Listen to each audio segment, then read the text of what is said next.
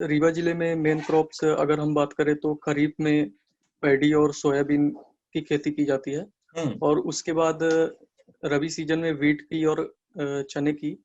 और अगर बात करें जायद सीजन की तो जायद में वेजिटेबल्स ग्रो करवाया जाता है। ठीक है। इंडिया का सबसे ज्यादा वीट प्रोड्यूसिंग स्टेट कौन सा है? सर करेंटली तो एमपी ही है।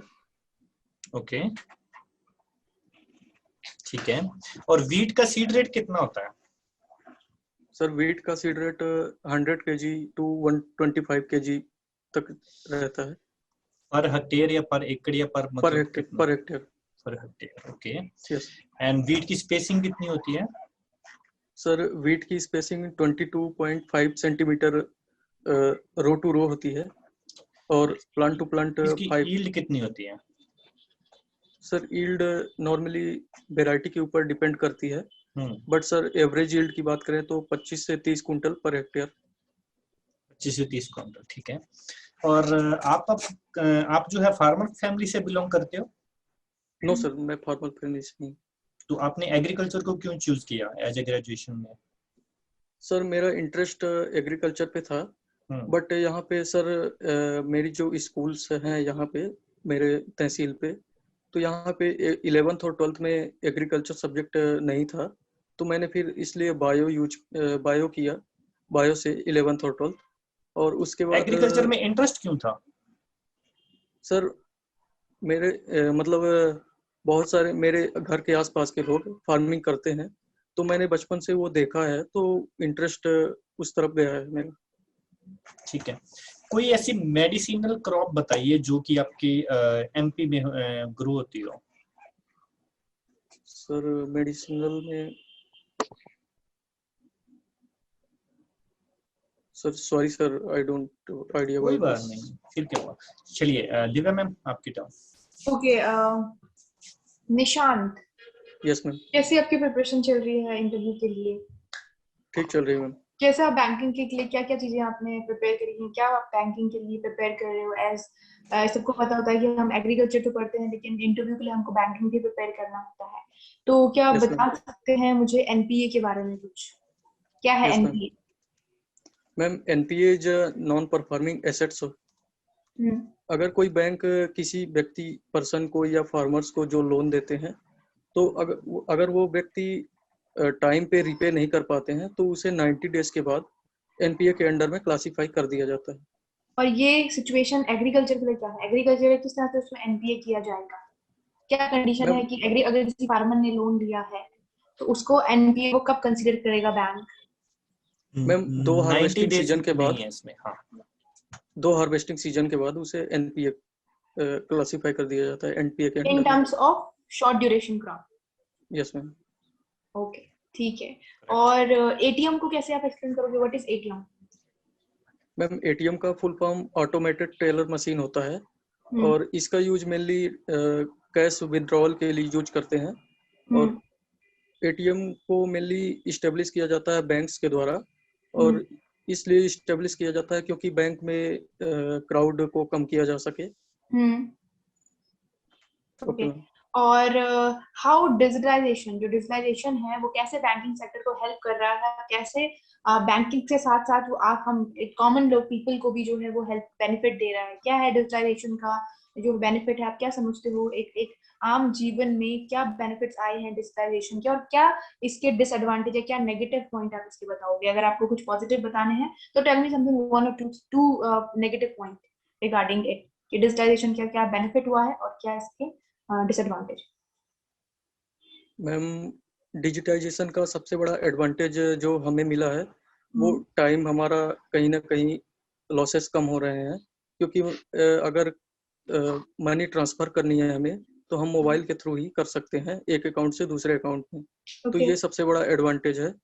और डिसएडवांटेज अगर बात करें तो इसका ये है कि कोई पर्सन अगर उसे नॉलेज नहीं है प्रॉपर, तो उसके साथ फ्रॉड वगैरह भी हो सकता है। तो ये डिजिटाइजेशन का लॉसेस है। ओके। और you are going to work in a bank, अगर आप एक एग्रीकल्चर फील्ड ऑफिसर की तरह बैंक को ज्वाइन करते हैं, तो बैंक जो है वो अदर गवर्नमेंट जॉब से थोड़ा सा डिफरेंट है। It is not 9 to 5 job.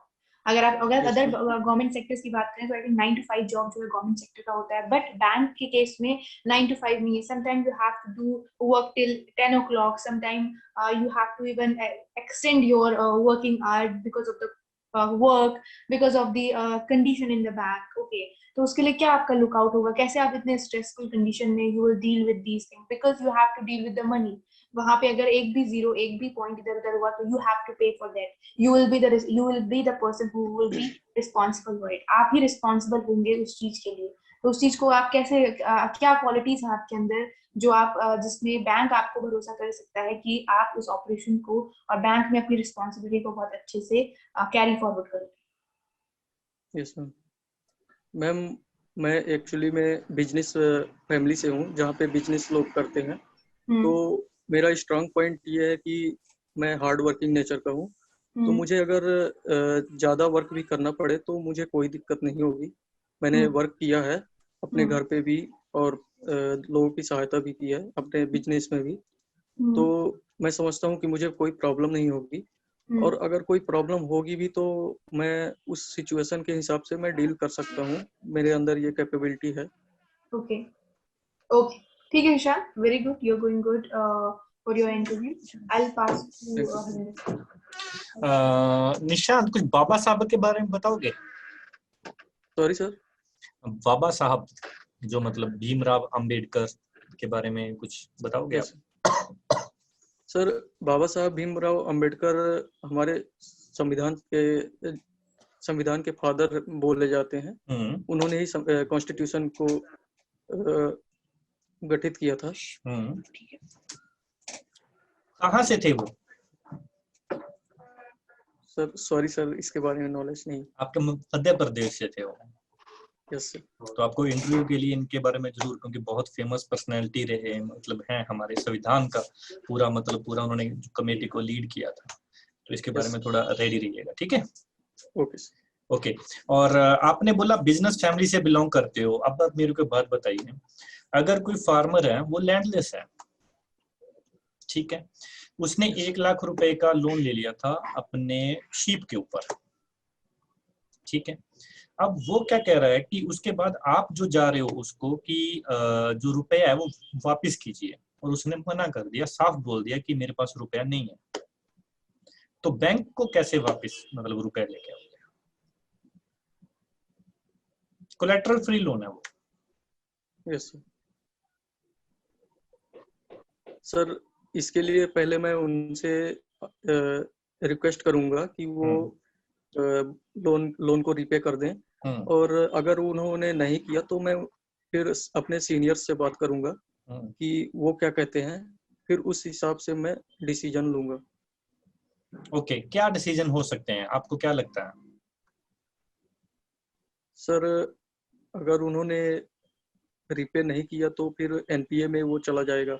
वो चला गया है ऑलरेडी, वो एनपीए में चला गया है, एनपीए में है मतलब ऑलरेडी, और मना भी कर दिया रुपए लौटाने के लिए. सर फिर सॉरी सर. इसका आंसर आप ऐसे दे सकते हो कि सर हम जो उस एरिया के जो, क्योंकि अगर वो छोटा किसान है तो ऑब्वियसली है कि जो बड़ी पर्सनैलिटी होगी उस एरिया की, उसके वो प्रेशर में आ जाएगा या उसकी वो बात मान लेगा. तो जो फेमस पर्सनैलिटी होगी उस एरिया की, चाहे सरपंच होगा, चाहे कोई मतलब ऐसा हमारे बैंक से जुड़ा हुआ पर्सन होगा, है ना, जिसकी वो बात मानेगा, तो सबसे पहले हम उसको सोशल मतलब उसके स्टेटस में देखेंगे कि कौन सी पर्सनैलिटी की वो बात मानेगा. उसके बाद उसको थोड़ा 1-2 बार उनसे बुलवाएंगे और फिर उनसे रिक्वेस्ट करेंगे कि एक बार नेगोशिएशन के लिए, बात करने के लिए बैंक आ जाओ.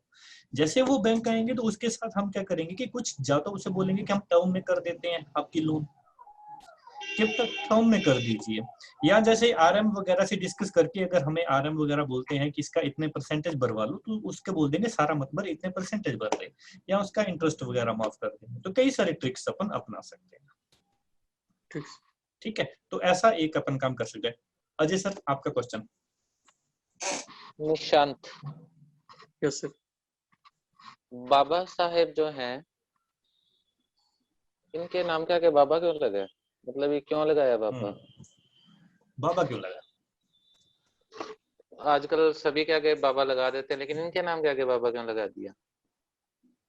सॉरी सर, मेरे क्योंकि एक्चुअल ये नॉलेज नहीं है। डॉक्टर भी है, हाँ। डॉक्टर भीमराव अंबेडकर, और लॉ की डिग्री भी इन्होंने ली है, लेकिन फिर भी इनके नाम के आगे बाबा क्यों लगा दिया? और ये तो मतलब मंदिर में और इन चीजों में विश्वास भी नहीं रखते थे। कई धार्मिक जगह पे जाना, टेम्पल में पूजा करना, मतलब कुछ भी नहीं है ऐसा। यस काफी दूर थे इन चीजों से, रियलिटी में विश्वास रखते थे, तो फिर भी बाबा लगा दिया। रीजन सर, इसके बारे में नॉलेज तो नहीं है मुझे।